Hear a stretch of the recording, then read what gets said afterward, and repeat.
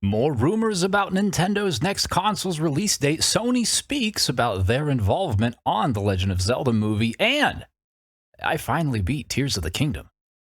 It's the LP Podcast.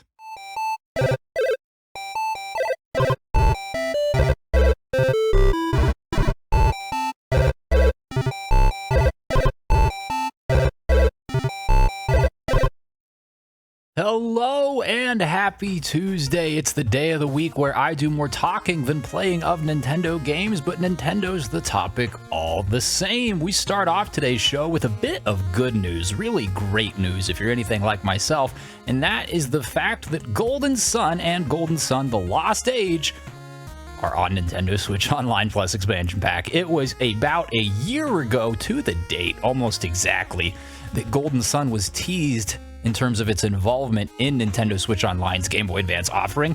It's finally here with the surprise edition of its sequel. If you haven't played either of these games, they are very much classic RPGs, turn-based battles, and party-based battles as well. And they're a great time, and if you subscribe to Nintendo Switch Online Plus Expansion Pass, I highly encourage you to try them out.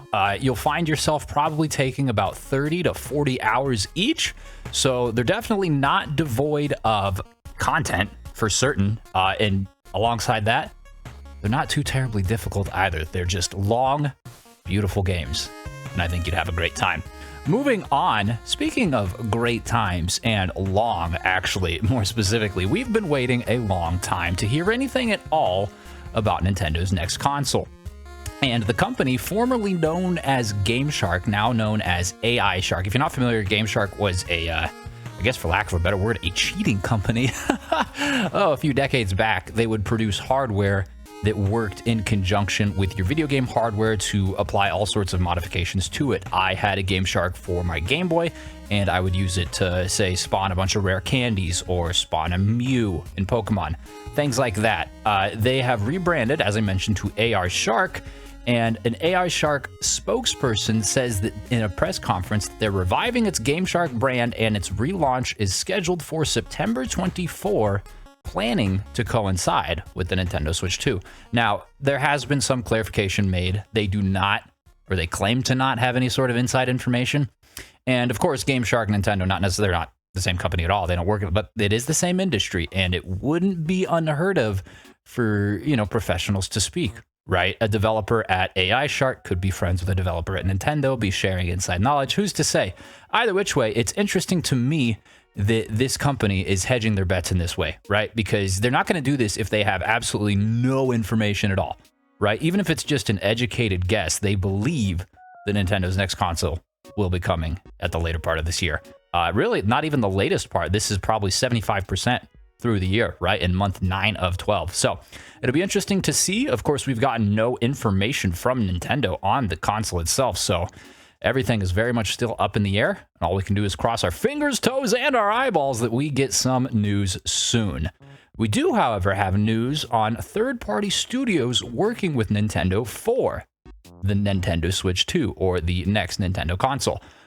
Speculation is mounting, and it would seem that the Japanese video game company Nintendo has worked with a number of external teams on Switch exclusives, ranging from Mercury Stream on Metroid Dread to Way Forward with Advance Wars 1+2 Reboot Camp. And according to one insider, since those projects went well, Nintendo is expanding its pool of partners in anticipation of this next console. So, quoting an article from GameIndustry.biz, Christopher Dring claims Nintendo is deep in conversation with 3 studios about making games based on the company's IP. Studios that are described as new partners, not someone Nintendo has worked with before.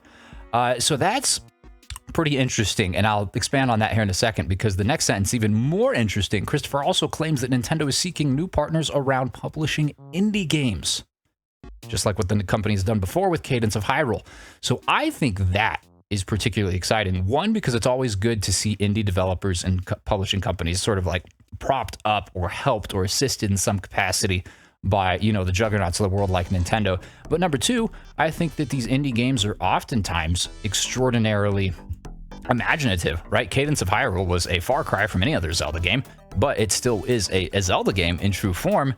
And I'm very curious to see what sort of IPs Nintendo would be keen on supplying these companies with, And number two, what could be done with it, right? Could you imagine perhaps like an RPG Zelda, like a turn-based RPG Zelda? Perhaps that's just sort of a niche game that would appeal to someone like myself, but I think something like that would be absolutely fantastic. Or hey, even more Mario RPG games, huh?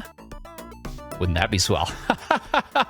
Oh my goodness gracious. Speaking of Mario RPG, Super Mario RPG for Nintendo Switch is actually currently 20% off at Walmart. So hey, if it's not sold out near you, go get it. Nintendo's not necessarily one to find their games on sale all that often, but Mario RPG, great game, and it's on sale, and it just came out a couple months ago.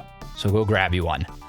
Coming up, not a few months ago, but it was teased or mentioned or announced a few months ago, is the Legend of Zelda movie that Nintendo is working on with Sony. And Sony CEO Kenichiro Yoshida spoke about it. He mentioned it would be an amazing tale of adventure and discovery, which is kind of cliche, right? I mean, what do you expect him to say?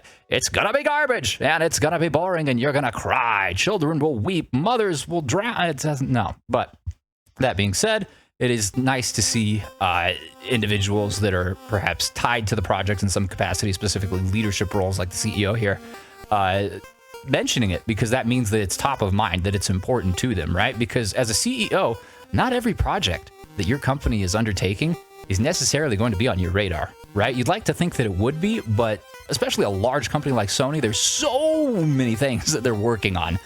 But it just goes to show you that this particular movie is top of mind for leadership, and that just bodes well for us as consumers and Nintendo fans and Zelda fans and even film fans, that we're going to get the best product we possibly can.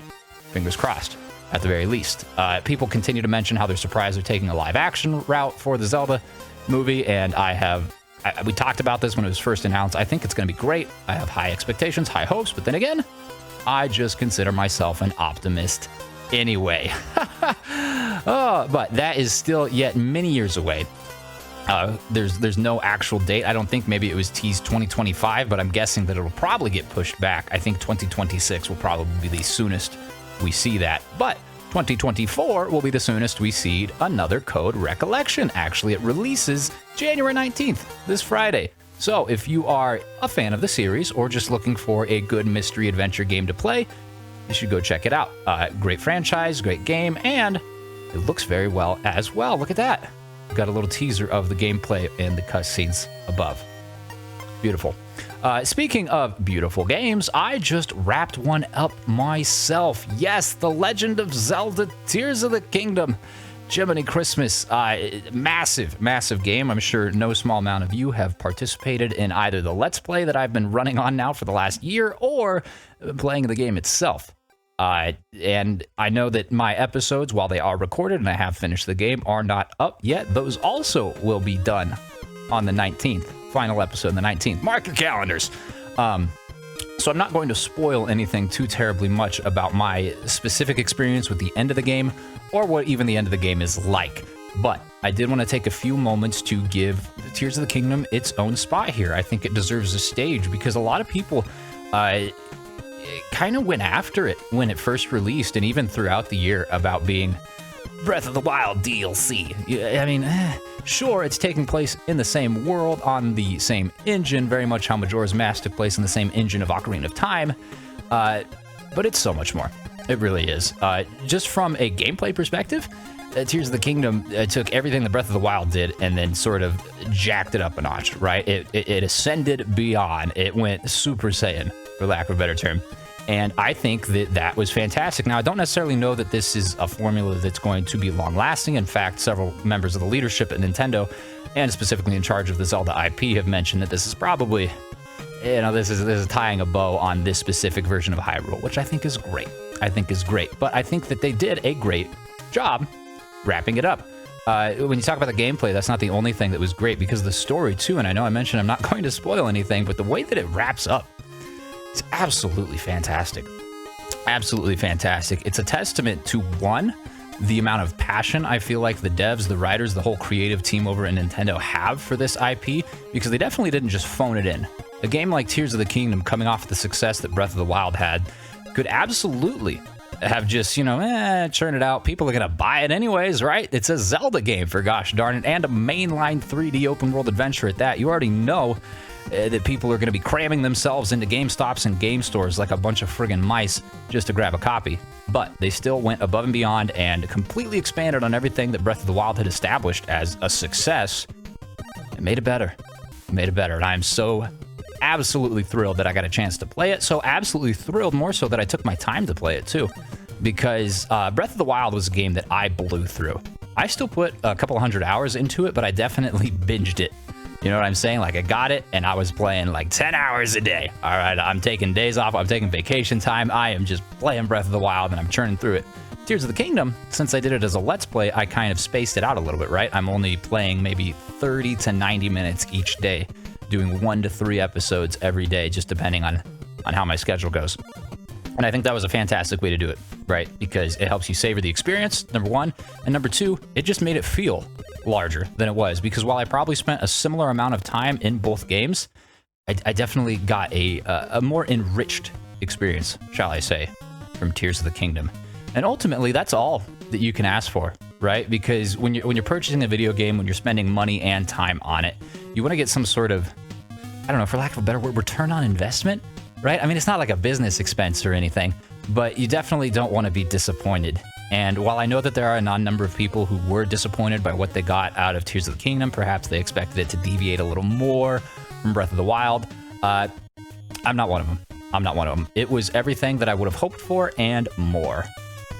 And I'm very thankful that I got the opportunity to play it, and very thankful that you sat here and listened to my little 15-minute podcast. So thank you so much for listening. I'm LP, your host. I do this weekly on Tuesdays. Sometimes there's more news than others, but goodness gracious, I feel like things are going to heat up here, especially with news piling on ever so more frequently about whatever Nintendo's got going on next. So thank you so much for watching. I do appreciate it and hope that you enjoyed yourself. And with that said, I'll see you next week.